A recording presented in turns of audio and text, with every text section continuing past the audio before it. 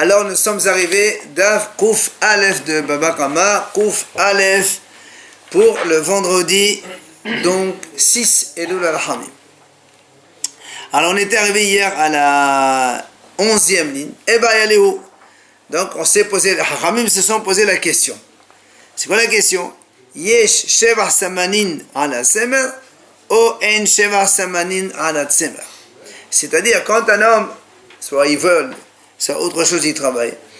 Et donc, il fait, par exemple, il vole de la laine, après il la teint. Est-ce que la teinture qu'il y a sur la laine, ça s'appelle Sheva? C'est-à-dire quelque chose de plus, de palpable, d'accord? Quelque chose de touchable, ou bien ça s'appelle pas, la laine blanche ou rouge, c'est exactement la même chose. Alors la Gemara a dit, de quoi, c'est quoi ton problème ici? Et si tu dis, des gazales, c'est manine. Ce monsieur, il a volé donc de la teinture en poudre, enfin en graines plutôt. Vedakenu, après il les a pilés. Après vetaranu, après il les a donc fait bouillir de l'eau et il a trempé la laine vetsava bahen. Si c'est ça le cas, t'es pour les monsieur de Bishenouï. Au lieu de poser la question, la teinture qu'il y a sur la laine, est-ce que c'est Sheva ou pas Sheva? La question ne se pose même pas, puisque comme lui, il a volé des samamanib, des encens en graines, il les a transformés en teinture. C'est sûr qu'il les a crânés. Donc toute la question, on a dit la nafa, Oman connaît Beshevakini. Quand un Oman, un artisan, il améliore un produit, il a acquis la chose. Alors notre question, elle est là. Alors il dit ça, c'est pas une question. Alors la Gemara lui dit, la sricha. Non, en fait, on parle d'un autre sujet. C'est quoi? Des gazal, samanin, shruyin, vesava, behu. En fait, il a dit, là, ici, le voleur, il a volé de la teinture carrément déjà prête à l'emploi. Et après, il a teint la laine dedans. C'est là où on pose... C'est un habit déjà fait. Non, la laine, elle est toute seule. Et la teinture, elle était déjà prête. C'est-à-dire, il fallait juste tremper la laine et c'est terminé. Alors, c'est ça la question. Est-ce que est-ce que tu as la teinture qu'il y a sur la laine, tu appelles ça comme une amélioration? Et donc, la conséquence que quoi? De Amalé, Havlé Samana de Charletenu. Le propriétaire de la teinture, il lui dit, monsieur, donne-moi les encens que tu m'as pris. Odilma, ou bien tu vas dire non. Il n'y a pas quelque chose de imam magique. La teinture qu'il y a sur la laine, c'est pas un produit de plus qu'il y a sur la laine. La laine, elle est teinte, il n'y a rien du tout de plus. Et donc, et donc, le voleur, il lui dit, monsieur, moi, tu n'as rien, j'ai rien, même si j'ai volé, maintenant, il n'y a rien. Il a volé la laine et la teinture. La teinture, donc, elle n'est pas considérée comme quelque chose de volé, puisqu'elle est disparue dans la laine. Alors, qu'est-ce qu'on répond? Amri, la Gemara dit, attends, on va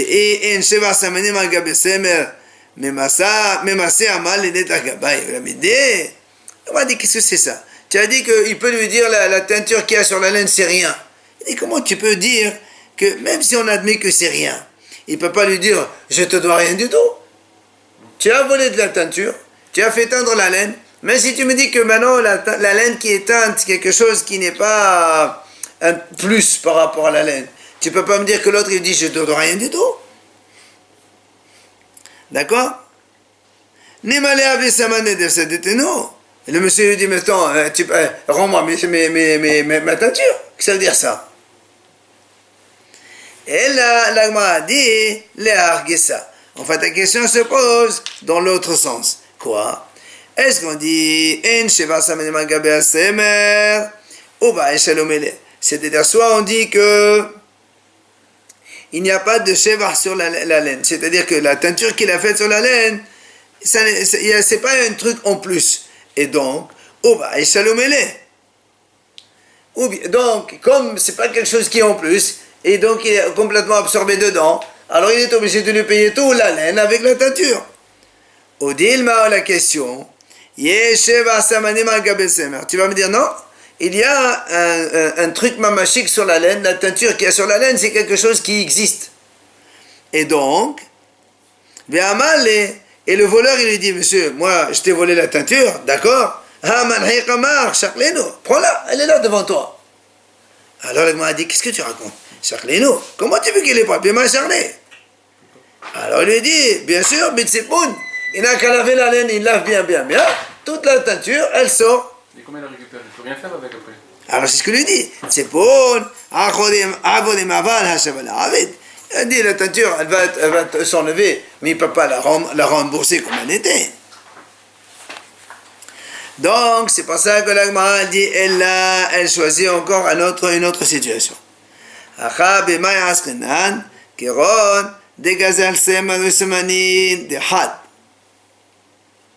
Il a volé la laine et les encens chez une seule même personne.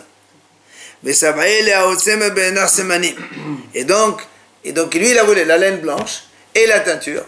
Après, chez lui, il a fait teindre la laine. Ok? Et donc,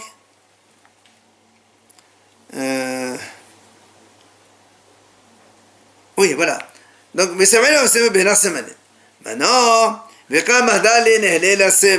il fait maintenant lui rendre évidemment la laine. C'est ça notre question. Est-ce que est-ce que tu considères que la teinture qu'il y a sur la laine, c'est quelque chose qui est existant et palpable? Et donc, quand ils lui auront la laine teinte déjà, lui, n'oublions pas, il a volé la laine normale, blanche, plus la teinture. Maintenant, il a fait la teinture chez lui. Maintenant, il lui aura la laine teinte. Est-ce qu'en rendant la laine teinte, tu considères qu'il a remboursé les deux, la laine plus la teinture? Ou bien, Odilma, non, l'amélioration qu'il y a eu dans la laine, ça ne s'appelle pas quelque chose de visible et de palpable. Mais et donc, quand il lui a rendu la laine teinte, il lui a rendu de la laine, oui, d'accord, mais il faut qu'il le rembourse la teinture. C'est la question. On a vu qu'il peut vendre bien, là. Il vend la laine teinte. Non, mais la question n'est plus dans la vente maintenant. Maintenant, la question est-ce que quand il rend la laine, est-ce que ça s'appelle il a tout rendu ou bien il faut qu'il rende encore la teinture? C'est ça la question. Lui, il a volé la laine plus la teinture. Maintenant, il a teint la chose, la laine. Les a teints ensemble, les a mis Voilà, il a fait. Maintenant, il a la laine qui est teinte, colorée. Maintenant, en remboursant la laine, la question elle est-ce que c'est bon, il a remboursé la laine plus la teinture? Ou tu me dis non, la laine il a rendu, mais la teinture elle n'est pas, il faut qu'il rembourse la teinture, le produit, matière première. Il aurait pu qu'il est sur autre chose, non, la teinture? C'est pas mon problème, la question elle est là. Ouais, il veut la laine blanche. La laine, la question maintenant, il a rendu la laine teinte. Est-ce que tu considères qu'il a rendu les deux? Ou tu considères que non? Voilà, il faut qu'il rende. Amré, l'agma a dit, c'est pas une question, t'es pour les décalés et les bédapés. Il m'a dit, mais attends, mais c'est pas une question. C'est normal que ça s'appelle, il a tout rendu. Puisque quand il a volé la laine blanche, elle coûtait 100. La teinture, elle coûtait 30. Et maintenant, quand il rend la laine teinte, la laine teinte coûte 150. C'est normal qu'il a rendu la laine plus la teinture. Qu'est-ce que tu fais chez lui? C'est pas ce que je recherche. Ou la même personne. Non, là, on a dit, il a volé à une même personne la laine et la teinture. Au monsieur, au même. Mais est-ce qu'il voulait faire cette couleur? Et la reine, mais il n'a pas fait. Mais quoi qu'il en soit, je t'ai vendu la laine blanche qui coûte 100, je te rembourse une laine qui coûte 150, tu ne vas pas me dire que je te rembourse encore la teinture. C'est visible. Alors, là, moi, dit, c'est vrai, tu as raison, mais moi, ma question, elle est là, c'est vrai. Moi, ma question, c'est que maintenant, cette laine qui est teinte, il y a eu une baisse de prix de la teinture de la laine, et maintenant, la laine, elle coûte moins cher. C'est-à-dire, imaginons le cas suivant. Il a volé une laine qui coûte 100, plus la teinture qui coûte 30. On prend comme ça. Et lui, il a teint la laine comme ça, tranquille. Maintenant, il a remboursé la laine teinte. La laine teinte, quand il a donné au propriétaire, elle ne vaut plus que 110 ou 120. Mais il rajoute le reste. Ah, c'est ta question. Est-ce que je rajoute ou je rajoute pas? C'est toute la question. C'est le fait de la teinture ou bien c'est le prix de la teinture? Non. Nous, on veut savoir, est-ce que ce voleur-là, il doit rembourser la laine plus la teinture isolément, ou bien la teinture qui est sur la laine, c'est déjà cette teinture, il ne doit pas rajouter. C'est la question qu'on se pose depuis le début. Deva et Tema, l'agma a dit, ou bien je peux te dire encore, une autre situation. Kiron, chez Saba Behukufa. Imagine, il atteint avec, Rachid a donné deux explications. Soit il atteint un kouf, un singe tout simplement. Il a pris un singe, il atteint. Est-ce que le singe, il ne change pas de... Il n'y a pas de différence de prix qui soit noir ou... Un singe, c'est un singe. Ou bien il dit qu'on passe une caisse de choses dans lesquelles on a mis. Quoi qu'il en soit, la question elle est toujours pareille. Rabbeina Amar, donc la question, est-ce que ça s'appelle le shevar de la teinture, c'est shevar oui ou non? Est-ce que c'est quelque chose de palpable ou pas? Rabbeina Amar, il dit non. Ici en fait on parle de cas où Kegon, des semer de had, des semanin de had, des ka'at et qouf, il dit en fait ici la situation elle n'est pas comme ça. Il a volé le voleur la laine à Réhouven et il a volé la teinture à Shimon. Maintenant c'est pas le monsieur lui-même qui a fait la teinture, c'est un singe qui est venu et il atteint la laine avec ces mêmes teintures. Alors voilà la question, est-ce que si tu dis yesh sevar shevar samanim al gabe semer, si tu dis qu'il y a quelque chose donc sur la semanim sur le semer, le propriétaire de la teinture il va dire au propriétaire au voleur, donne-moi ma teinture que tu m'as pris. Ou bien au dilma en sheva semanim al gabe semer malene da gabe klum. Ou bien tu me dis non, il n'y a pas de sheva semanim sur la laine. Et donc le propriétaire de la laine il dit monsieur, moi tu n'as rien chez moi. D'accord, puisque la laine elle appartient à Réhouven, la teinture à Shimon. Maintenant, il y a eu la teinture. Soit on dit qu'il y a Sheva Samanim, c'est-à-dire que la teinture qu'il y a sur la laine, c'est quelque chose. Et auquel cas, le propriétaire de la teinture, il va dire à Réhouven, rends-moi ma teinture, rembourse-moi ma teinture. Ou bien, c'est moi qui paye. J'ai rien fait, moi. C'est un voleur qui a volé. C'est pas nous. Donc tu vois, en fait, c'est entre les deux propriétaires maintenant. Ou bien le propriétaire lui dit, monsieur, moi, c'est une laine qui n'a rien de plus. Il n'y a pas de Sheva Samanim, donc j'ai rien à te donner.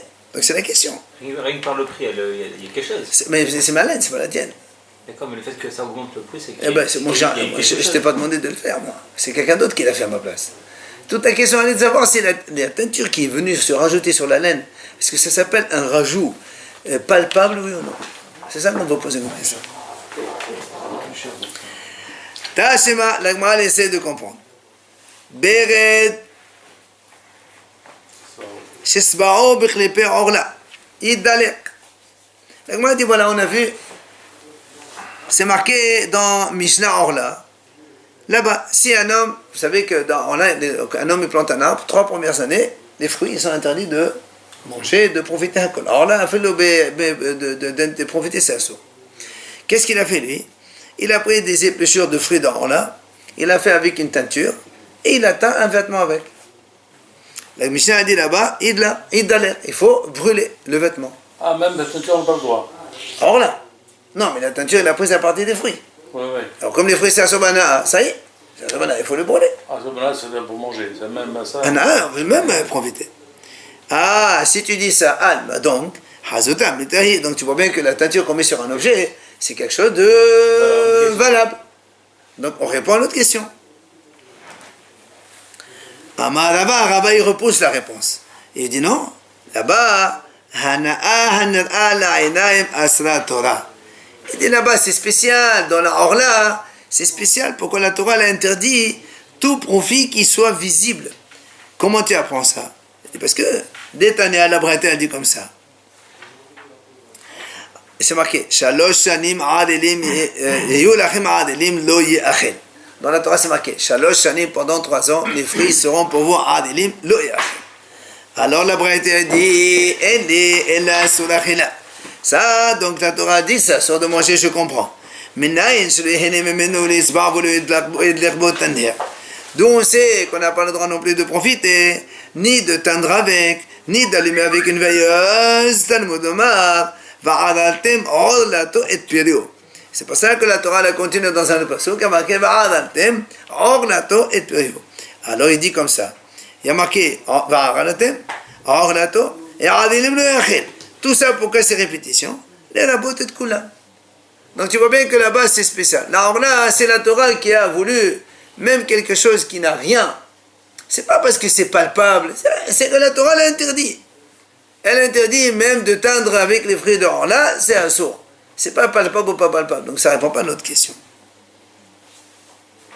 Alors, l'Agma essaie de répondre par une autre, donc, Braïta. Tashema vient apprendre. Beret Shisebao Bikli Peshvirit. Cette fois-ci, un homme, il a utilisé des épluchures des fruits de la 7e année. Les fruits de la Shemitah, c'est marqué donc donc normalement il faut les manger. Lui il a utilisé ces fruits-là pour teindre un vêtement avec. Qu'est-ce qu'on a dit là-bas dans la Mishnah? Il faut brûler le vêtement, la même chose. Alors, donc tu vois bien que là aussi c'est pareil, la même preuve. Si on brûle le vêtement, moi je pense que la teinture qu'il y a dessus, c'est quelque chose de touchable, et donc il faut le brûler. Alors là aussi, l'Agma le repousse et dit non, monsieur, Shane Atam, là-bas dans la Shveit, Damakra, Tihye, Bahavayata, Tihye. C'est marqué Tihye Chotevata, donc c'est obligé que ce soit comme ça. C'est-à-dire, Bahavayata, dans n'importe quelle situation, les fruits de la 7e année, c'est assourd. Donc, mais c'est pas une question de viser, c'est palpable ou c'est pas palpable. Rava, il objecte. Il dit, on a vu dans une Mishnah Atnan, Beret Shisebao Bikleper Olaïd Laïd Daler. Donc on vient de voir maintenant donc la Mishnah qui dit que si on prend un vêtement, on le teint avec des fruits de orla, alors il faut brûler le vêtement. Qu'est-ce que tu déduis de là? Hazuta Miltai. Donc l'apparence, la couleur que le vêtement a pris, c'est une importance, et donc c'est pour ça qu'il faut le brûler. Sur ce, c'est là où il objecte. Rabbi dit pourtant, nous avons vu dans une autre Mishnah, dans Ahalot, Rivi'it Dam Shenivlera Bebayt. Quelqu'un, il a une maison. Nous, on sait que le sang d'un mort, ça rend impur autant que le cadavre lui-même. Mais il faut qu'il y ait de Rivi'it. D'accord? Il y a encore un monsieur qui naît de Neftar, il y a du sang qui est sorti de Rivi'it. Toute la maison, tout ce qu'il y a dans la pièce, c'est impur. Tous les objets qu'il y a dans la pièce sont impurs. Le problème est quoi? Il dit maintenant, c'est-à-dire, il y avait de la terre, et le sang il a coulé dedans, mais il s'est absorbé dans la terre. Avant, il n'y avait pas le carrelage comme aujourd'hui. La Gemara dit comme ça. C'est marqué, Habaye Tame. Amrina Habaye Tahor. Un, il dit, les kilim qu'il y a dans la maison, ils sont tamés. Certains ils disent non, les kilim qui sont dans la maison, ils sont tahor. Alors comment tu fais? Il dit, vous l'appliquez, en vérité, il n'y a pas de marloquette. Pourquoi? Ha bechilim de havu me'akala, ha bechilim de hatu levasof. Alors il dit, ça c'est facile. Alors il dit, les kilim qui étaient dans la maison, avant que le sang ne soit absorbé dans la terre. Donc ces kilim, ils étaient en présence de Rivi'it Dam visibles. Donc ça c'est tamé. Et alors que les autres, après que le Rivi'it s'est absorbé dans la terre, là-bas, les kilim qui viennent après, dans ces cas-là, ils sont tahor, il n'y a pas de problème. Ok? Maintenant, voilà ce qui nous intéresse. Nevle'a birsut. Si maintenant, ce Rivi'it Dam, il est dans le tissu. Imaginons les habits du mort. Il a été tué donc en faisant donc verser du sang. Et donc il y a les habits du mort, ils sont entachés de sang. Mais il y a beaucoup de sang. Qu'est-ce qui se passe? Maintenant dans le vêtement il y a du sang. Qu'est-ce qui se passe? On dit, on voit. Et me metkabe cet aksut. Il dit, qu'est-ce qu'on fait? On lave les vêtements. Et on voit. Si le sang qui coule, enfin, le sang qui est imprégné dans le vêtement, il y a des vérités, alors le vêtement, il est tamé. Mais si, quand on lave, on voit. Alors, Rachid explique comment on fait. Tu prends par exemple un litre d'eau pile, et tu laves, tu essores, et après tu mesures. Si tu as un litre plus des vérités, tu sais qu'il y a des vérités d'âme qui sont mélangées, donc il y a des vérités d'âme. Alors le vêtement, il est impur. Il faut bien le soir et le vêtement. Évidemment. Comme il était imprégné, c'est pareil. Maintenant, si tu ressors et qu'il y avait un litre et un tout petit peu de rien du tout, vachement qu'il n'y a pas de vérités d'âme. Et donc le vêtement, il n'est pas tamé. On peut que ce soit absorbé. Le vêtement d'équilibre qui sont dans la maison. Il y a sur un vêtement, c'est Yeshma Rachut. Alors c'est pour ça que... Pardon? Il y a sur les vêtements. Au contraire, qu'est-ce qu'on voit ici? Nous on a dit, on est sans le vêtement et on regarde. Ça en fonction de la quantité. Par la quantité. 2 secondes. Il ne craint pas que ce soit absorbé. Hein? Non, attends. Qu'est-ce qu'on voit ici? Quand on va mettre de l'eau, on va sortir le sang. Mais il y a toujours du sang qui va rester sur le vêtement. Ah oui. D'accord? Donc, qu'est-ce que tu vois? Très bien. Donc, quand on est sang et qu'il reste moins que des vérités, tu comptes pas le sang qu'il y a sur le vêtement. Donc, l'aspect du sang, c'est pour toi, c'est rien du tout. C'est le contraire de ce qu'on a dit. L'aspect de sang qu'il y a sur le vêtement, tu ne le considères pas. Parce que si tu dis, comme tout à l'heure on a dit, la teinture, ça compte, alors pourquoi ici ça compte pas? La rougeur du vêtement, tu ne l'as pas compté. C'est ça que Rava il a objecté de Michel Tantré. Alors il répond à Madame Kana, en vérité, il lui dit, en vérité, ici on parle de c'est-à-dire on parle ici d'un cas où le dam, c'est pas un dam minatora, parce qu'il y a ce qu'on appelle dam tvusa, c'est quand quelqu'un il a saigné, après il est mort, et on n'arrive pas à savoir combien de temps de sang il est sorti quand il était vivant et quand il est mort. Alors comment tu fais? Ça c'est ça, mesdames et drabanan. C'est pour ça qu'il dit, dans ces cas-là, on a été méril. Le vivant, ça compte pas, c'est pas Le sang, c'est pas tamé. Le sang qu'un homme il sort quand il est vivant, c'est pas tamé. Voilà, c'est pour ça qu'il dit, comme c'est ça faire, c'est des rabbanan. Et comme c'est des rabbanan, alors on a été méril ici. Mais en vérité, la couleur d'un vêtement, c'est important. C'est pour ça qu'il répond à l'objection qu'il a faite. Rava il objecte une autre situation. Il dit, on a vu dans la Mishnah de Shvi'it, là-bas, c'est marqué. Mais min ha-tzova'im sfihistim u'kosa, yesh lahem shvi'it, vilid mehen shvi'it. Yesh lahem bi'ot, vilid mehen bi'ot. Al ma'aisim, yesh lahem shom kudashat shvi'it. Il dit comme ça, si quelqu'un prend sfihim, c'est ce qui pousse pendant l'année de la shvi'it, ce qui pousse seul.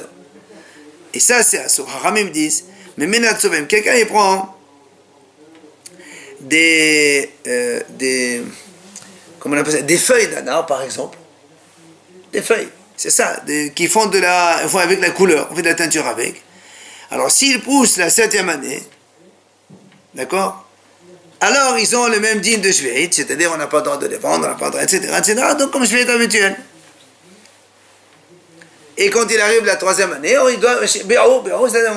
il faut se débarrasser vite donc de ces produits-là de la Shvi'it.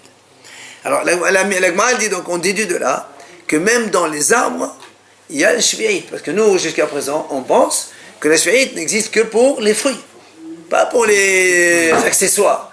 Le tronc, ou bien la peau de l'arbre, ou bien les feuilles de l'arbre, tout ça, on ne savait pas. Alors c'est pour ça qu'il dit, maintenant on objecte. C'est marqué, si quelqu'un prend des feuilles de roseau, ou bien des feuilles de vigne, d'accord, des feuilles. Et les amis en dépôt là-bas dans le champ, il les a cachés. Il les a laissés il les cueille pendant l'été pour les laisser après. Alors la Gemara dit comme ça. Si il les a cueillis pour les manger, il y a des gens qui mangent des feuilles de vigne aujourd'hui. Il y a plein de vers de nos parties, il faut bien vérifier, mais en tout cas ça existe. S'il les a donc cueillis pour manger ces feuilles-là, il y a de Shvi'it dans ces feuilles. Parce qu'il va les manger. Donc même si c'est des feuilles, vu qu'il va les manger, alors ça a un statut de Shvi'it. La Haitzim, mais s'il les a pris uniquement pour faire la Haitzim, pour faire de la combustion brûlée, ok? Il n'y a pas de Shvi'it. Et donc, ça est en opposition avec ce qu'on a dit tout à l'heure, que la Shvi'it n'existe que pour les fruits, pas pour le bois. Et là, on voit que ça n'existe pas. Hein? Tout à l'heure, on a dit quand on fait les colorants à partir de l'arbre des feuilles, on a dit il y a shvi'it. Donc dans le bois, il y a shvi'it. Et maintenant, on voit que dans le bois, il n'y a pas shvi'it. Et il répond Rava, Amalkala le'ochla. Comment le'ochla? Bimi shehanato be'odo shavin. Il dit, c'est vrai, dans la Torah, c'est marqué que Va'eta Shabata Asahem le'ochla.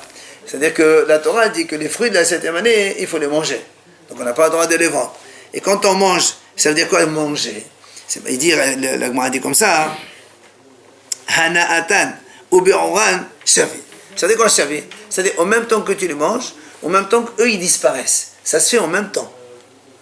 Bon. Donc nous, quand on mange, en même temps, le fruit disparaît. C'est ça les orla. Et donc tu peux utiliser n'importe quel autre mode d'utilisation dans lequel où le profit, il s'accompagne immédiatement il se désagrège le fruit, et ça c'est motard. Par contre, il y a sur Haïtim, c'est un atamahal be'onan. Tu sais pourquoi dans la shve'it, ici on a dit ici le bois, on n'a pas le droit de dire yashve'it, parce que quand tu fais tu brûles du bois pour faire de la cuisine. Quand tu brûles le bois, la cuisine, quand est-ce qu'on a fait? C'est quand il y a des braises, pas quand il y a le bois. Quand on fait un grillade, vous mettez le bois, vous chauffez, vous attendez que ça se transforme en braise, et après vous mettez la grillade. Donc, le profit, quand tu brûles le bois, tu n'en profites pas tout de suite, tu en profites un petit peu en différé. Alors là, c'est assourd. Vous comprenez? Quand on prend le bois de la teinture, les choses, là, les feuilles, les trucs qu'on fait de la teinture, on les écrase, on les pile, on les met dans l'eau, ça bout, en même temps, ça fait... tu profites puisque tu mets la teinture en même temps que ça s'enlève. Alors que le bois pour brûler, c'est en différé. C'est pour ça qu'il dit là-bas, il y a une différence. Quand c'est en différé, parce qu'on a dit, bien sûr, en différé. Tu brûles le bois, tu ne mets pas le manger de suite. Tu attends que ça se transforme en braise. Donc quand tu as brûlé le bois, tu as brûlé, mais tu n'as pas fait disparaître le bois. Le profit n'est pas parallèle en même temps que immédiatement que... C'est pas un profit. Le feu. Mais non, tu mets pas les cuisines quand il y a le feu qui brûle. Le feu, c'est pas un profit en lui-même. Ah non, tu mets le feu et après tu fais rien dedans, c'est aucun problème. Tu te réchauffes, tu aurais le droit là. Pardon? Alors, la Gemara donne un autre réchauffé. Ça disparaît là le bois. D'accord, la Gemara donne un autre, elle fait une autre opposition. Elle dit, il dit, c'est les torches tout simplement. Les torches. Tu allumes, ça te fait du feu, en même temps ça brûle, en même temps tu en profites la nuit pour regarder. Voilà. Amar Rava il dit tu as raison, Rava il dit tu as raison, mais seulement il dit c'est vrai, mais en général quand on coupe du bois c'est pour brûler combustion et pas pour faire brûler des choses. Donc sur ce que tu dis d'accord, mais de façon générale c'est pas ce qu'on fait. Amar Rav Kahana, il a dit Rav Kahana ve'asim la hasaka tana'i. Justement, ce principe de dire le bois il est fait pour être brûlé, oui ou non, ça c'est une mahloket de Tanaïm, on va la voir tout de suite. D'accord? Donc si tu dis que c'est fait pour brûler, d'accord? Dans ces cas-là,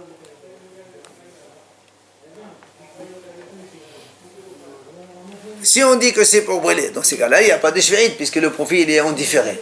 D'accord? Et alors il dit Tanaïm, il dit comme ça. Et la Braïta dit En mosrin perot shvi'it lo la mishra velo l'echbousa.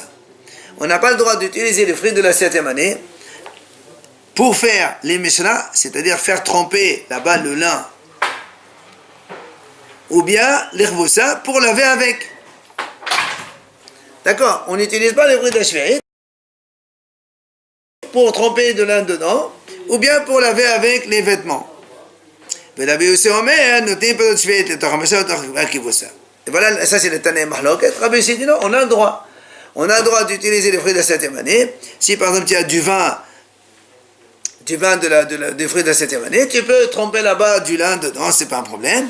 Ou encore, laver les vêtements dans un produit de shvéit, il n'y a pas de problème. Alors le m'a dit, quelle est la raison des haramim qui ont interdit? Elle dit, parce que à Malkana, dans la Torah, c'est marqué les orla. Or, les orla, vélo la mishra, les orla, vélo les rbousa. Quand la Torah a dit, les fruits de la 7e année, tu ne peux les utiliser que pour manger. Mais pas pour laver, ni pour faire tremper du lin dedans. Alors on pose la question, Rabbi Yossi, alors quelle est la raison de Rabbi Yossi qui a autorisé? Rabbi Yossi Omer, à Malkana, lachem, lechol sod kechem. Rabbi Yossi dit, il y a marqué dans Shabbat Ha'as, lachem le'orla. Lachem, ça inclut tous vos besoins. Même pour tremper le lin, même pour laver le linge, tu peux utiliser, il n'y a pas de problème. Alors vous avez compris, maintenant on va donc poser les questions à chacun de l'autre côté. Ah, là, m'a dit, Vela banane amine haktib lachem. Alors qu'est-ce qu'ils vont la hachamim avec lachem? Hachamim, ils ont dit, on ne peut pas laver, on ne peut pas donc, tremper. Et voilà, il y a marqué lachem, donc on peut tout faire avec. Alors ils viennent, les Hachamim, ils te disent non, lachem doum yad leochla. D'accord, on peut tout faire avec, mais il faut que ce soit comparable avec le manger. C'est-à-dire, comme on a dit tout à l'heure, au même temps que tu en manges, tu en profites, en même temps il disparaît.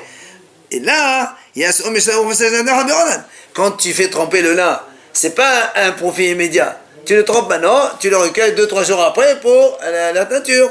Ou bien laver le linge aussi, c'est pareil, tu le laves dans les fruits, tu le laves maintenant, mais le linge il sera bon, propre que après. Donc c'est pour ça que Haramim ils ont dit, bien qu'il y a marqué la chem, d'accord, je suis d'accord, mais il faut que ce soit comparable avec les ochla, où la consommation et la disparition, donc le catabolisme si on veut, il se fait en même temps. Ah, maintenant on pose la question à Rabbi Yossi. Toi, Rabbi Yossi, tu as dit, on peut te faire avec parce qu'il y a marqué la chem. Nami, active les ochla, voilà pourtant il y a marqué les ochla. Et donc la Torah dit seulement on peut manger. Qu'est-ce que tu fais avec ça?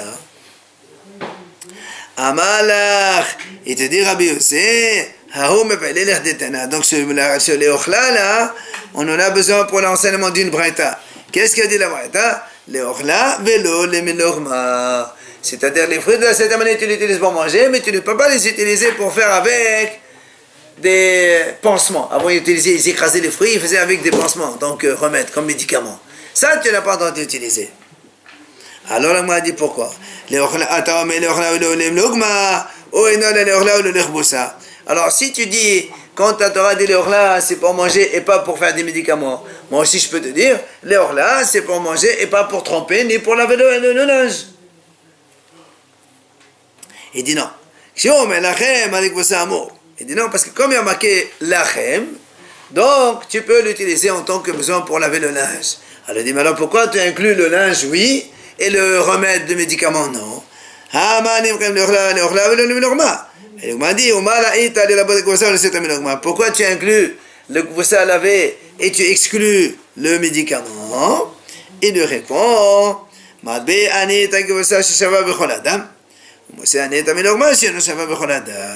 dit, c'est pas chaud. Laver le linge, c'est commun à tout le monde. C'est pas ça que la Torah, quand elle dit la chem, donc tu peux le faire, on autorise à tout le monde de le faire. Mais le médicament, c'est exceptionnel pour certains.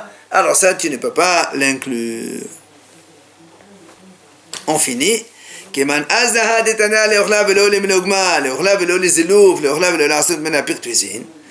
m'a dit, comme qui ça marche, cette braïta qui dit que les fruits de la septième année, on peut les utiliser pour manger, mais pas pour un remède.